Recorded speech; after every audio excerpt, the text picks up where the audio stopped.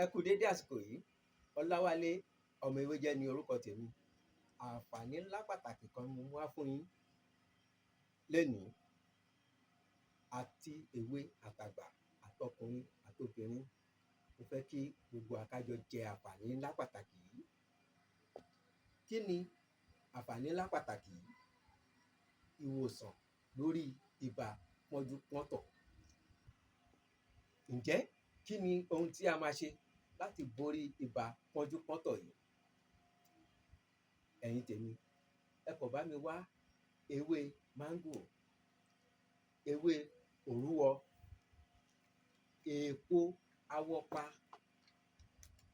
ewé òtílí, ewé ọ̀gẹ̀dẹ̀ gbígbẹ, èyí tó gbẹ lára ọ̀gẹ̀dẹ̀, ewé tó gbẹ lára ọ̀gẹ̀dẹ̀, ẹ bá mi wá. Ẹ wá ewé tíì àti ewé làálì. Ó tàn. Ǹjẹ́ báwo lẹ ṣe fẹ́ ṣe é? Báwo ni ṣíṣe rẹ̀? Ẹ lọ wá omi ògì, wọ́n ń pè ní omi dídùn.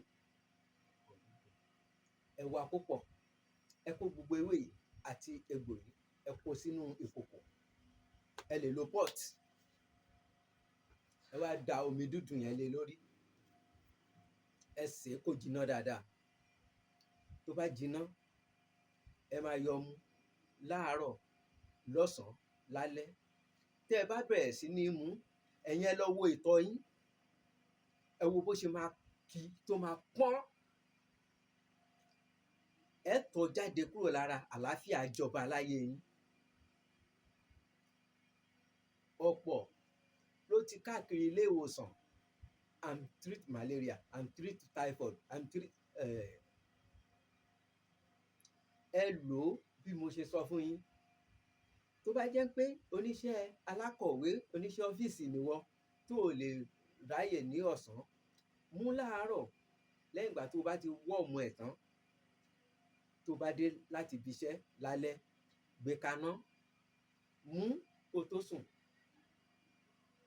Òógùn á bò ẹ́, wàá rí àlàáfíà. Ìwọ gan á fojú ara ẹ, wàá fi rí nǹkan tó máa tọ̀ dànù. Kò jù bẹ́ẹ̀ lọ, kò jù bẹ́ẹ̀ lọ. Ṣùgbọ́n o, gẹ́gẹ́ bí mo ṣe máa ń sọ, ẹ má gbàgbé láti comment, like àti share. Ẹ share ẹ̀ fáwọn èèyàn nítorí ọ̀pọ̀lọpọ̀ ló wà nínú àìsàn yìí. Malaria, typhoid lásìkò tá a wà yìí, tí wọ́n ní àǹfààní, irú àǹfààní tẹ̀yin ní báyìí láti rí mi. Ẹ share ẹ̀ kí ọ̀pọ̀lọpọ̀ èèyàn jẹ àǹfààní. Ẹ má ya àdánìkan jẹ. Ẹ jẹ́ káwọn náà jẹ àǹfààní ẹ̀. Á ṣàdúrà fún wọn. Ẹ like, ẹ comment. WhatsApp number mi wà ńbẹ̀. Ẹ pè mí, ẹ message mi, màá dá yín lóhùn. Ẹ má gbàgbé láti subscribe. Ẹ ṣé, mo dúpẹ́ o.